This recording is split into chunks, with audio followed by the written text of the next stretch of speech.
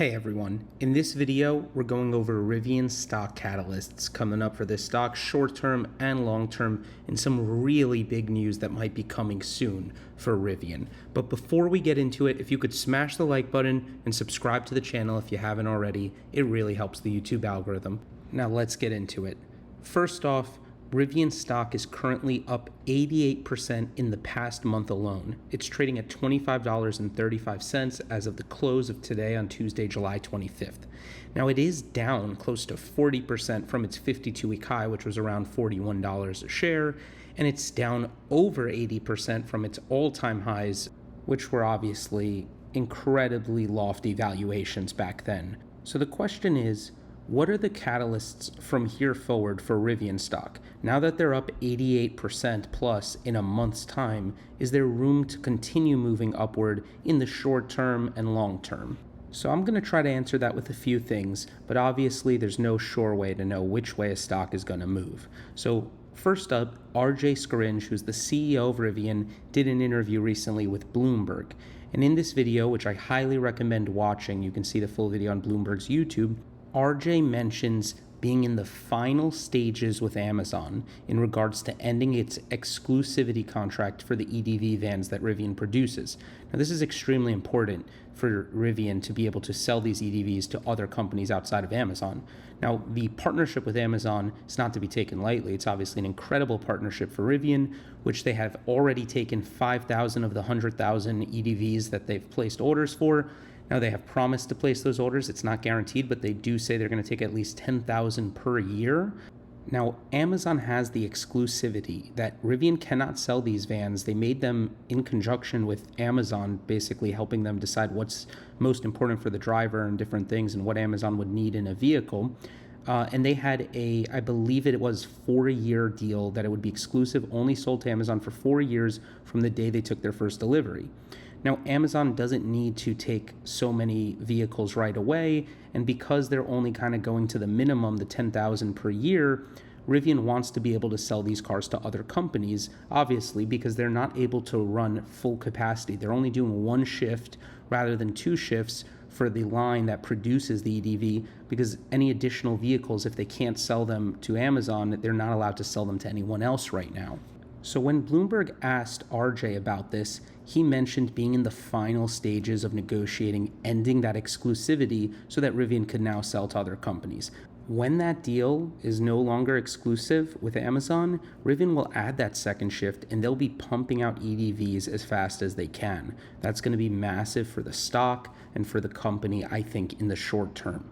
Now, first, when this exclusivity officially ends, it's just going to be good news press-wise. There are going to be a lot of articles about it, things like that. That's the first catalyst there. But then there's future catalysts, because every time a big order comes from a company to Rivian for these EDVs, there's going to be press that follows that. There's going to be just excitement in the investment world. You know, Amazon's the largest e-commerce company, and if this EDV is good enough for them, it's probably good enough for the rest of the shipping world. And many companies like UPS, they have orders with startups to electrify their fleets. They want to electrify their fleets. But UPS placed, for example, an order of 10,000 of these electric delivery vans from a company called Arrival.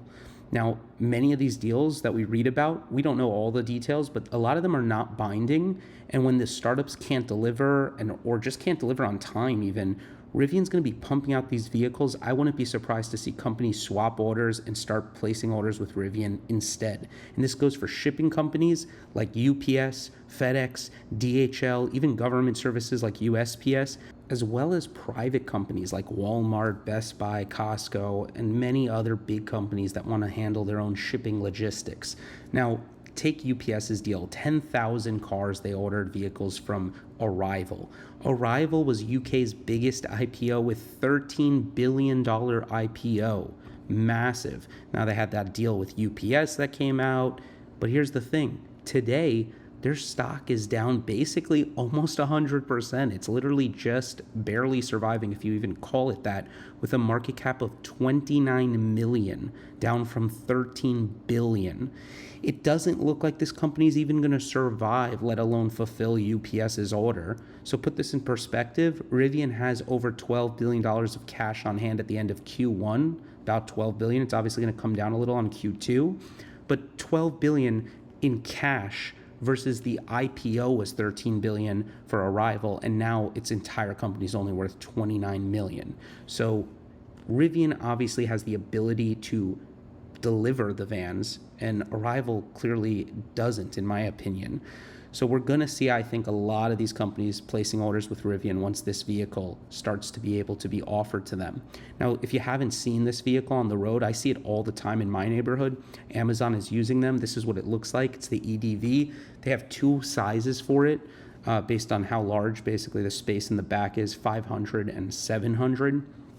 It is purposely built for the driver in mind. So Amazon and Rivian work closely together to figure out what the driver needs to be most efficient, comfortable. And this goes for a lot of things, from cooling seats to simple things like when they put the car in park, the door in the back just opens automatically for them to walk back there and get their package. When they put the car into drive, it slides closed. And this is from the cockpit area to the back rather than the back of the vehicle, just to be clear. Now, Rivian will also supply the charging infrastructure needed for the commercial side as well. So when you see Amazon is taking these orders, they're also putting charging with them. They're putting in Germany, they mentioned, the infrastructure to service, things like that as well. Another catalyst that goes beyond just the commercial side is the short interest for the stock. There is short interest sitting somewhere around 15% of the float. These people shorting, they have to cover their shorts at some point. So we know that around 15% of all of the float of stock available will have to be bought when these people cover. And this interest, it isn't going down. I thought maybe they're covering, maybe recently they have, but as of July 12th, July 15th kind of time, the short interest was at an all-time high. I see short interest around 92 million shares, going up from, if we just looked in end of May, it was 77 million shares shorted. So it is going up increasingly, which is good in the long term. It's going to hurt in the meanwhile, where there's so much people just selling the stock, let's say shorting it helps push the stock down, not let it get where it may have got otherwise. That said, at some point they have to buy the stock back, and as the price goes up, they have to pay more to get the stock, and we could see a massive short squeeze. Now, of course, I would never just invest in a company because I think there's going to be a short squeeze. I have to believe in the company itself, and then this is just an additional benefit that there could be a short squeeze. But obviously, that is a catalyst, eventually these people buying those shares back. Q2 earnings report is another catalyst coming up. We know Rivian surprised to the upside with the production and delivery numbers in Q2, which had made the stock go up pretty well, almost double. Now, August 8th is the next earnings report. Now, will they show progress on the margins as they have higher production numbers? That's something we have to take a look at. We have to see how their EPS comes versus the estimate EPS.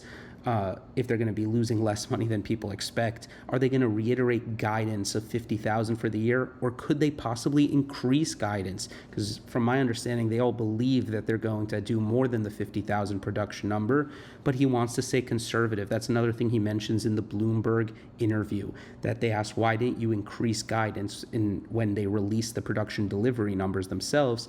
And he basically said an answer that kind of sounded like they believe they're going to do more than 50,000, but they rather reiterate guidance and beat the guidance than say a higher number and possibly fall short.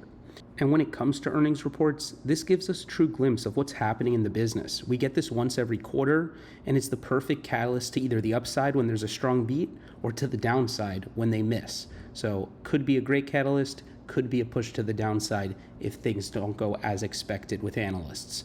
Now, the Georgia plant. We know that Rivian has these plans for 20 million square feet of buildings, test track, adventure trail, all this stuff that were announced a long time ago.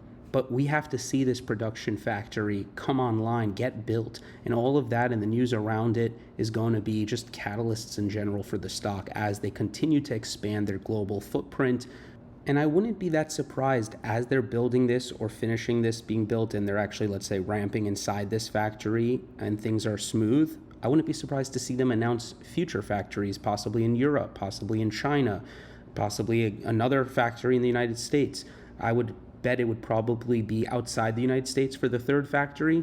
But that said, any announcement of additional factories with execution on the prior factories will be good catalysts for the stock going forward, meaning they'll be able to produce more vehicles, and obviously we will hope that they have the demand and are selling vehicles in larger volumes as they continue to expand that factory footprint. Now, when it comes to the R2, we still haven't got a first look at it. This is further out, so it's not a near-term catalyst, but this is the global platform for Rivian. It's not the R1 that's going to be the global platform for Rivian, it's the R2.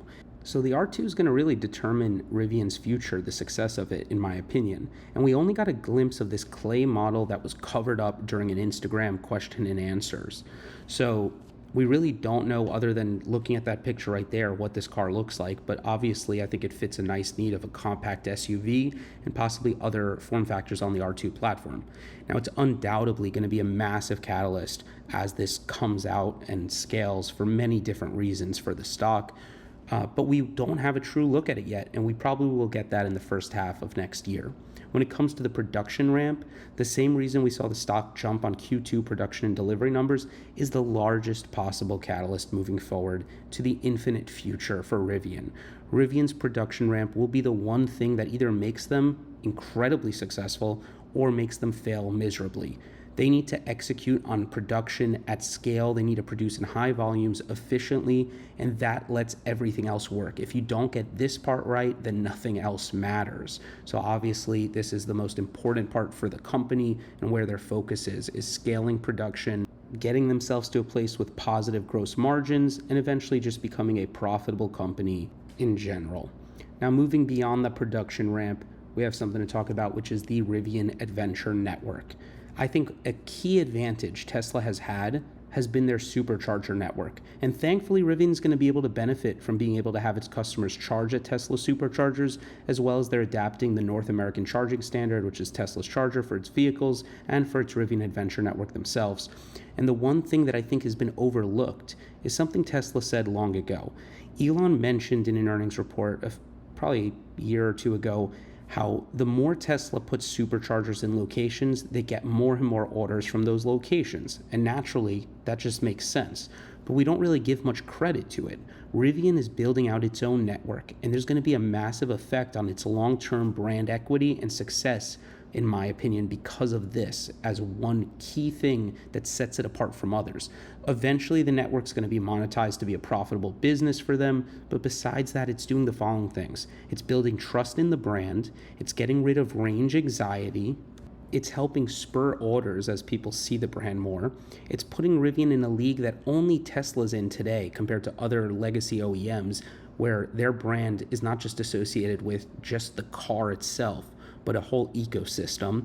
It's increasing the data that Rivian gets to collect, and it's giving a reason for people who have Rivians to go out and adventure and create experiences, which all helps their brand, helps people's satisfaction rate with the brand, and is just a big feedback loop of positive things for Rivian that will lead to basically future orders and loyal customers. Now, when it comes to the RS, the Rivian R1S scaling, there's a flywheel here. Tesla only started advertising recently, and it was for more educational purposes rather than needing additional demand. And the reason Tesla never had to really advertise was it could always sell more cars than it was able to produce, and that's largely because of word of mouth. So every time Tesla sold a car, it created a flywheel where that owner told everyone how much they loved their car, and it sparked others to want to buy one as well. And Rivian's only starting to see this flywheel take place for themselves. As they scale the production and deliver more vehicles, the flywheel continues. So the R1S, in my opinion, has a broader customer than the person that buys a pickup truck. So I think we're going to see this flywheel really in action for Rivian as they're adjusting their production to more similarly reflect the orders, which have been around 2/3 for R1S, 1/3 for R1T. That's something that RJ mentioned, I believe, in the Bloomberg interview as well. So as more people are getting their R1S, they're going to tell their friends about it. Their friends are going to be in the car. They're going to see it. It's going to spur more orders. It's a catalyst in itself.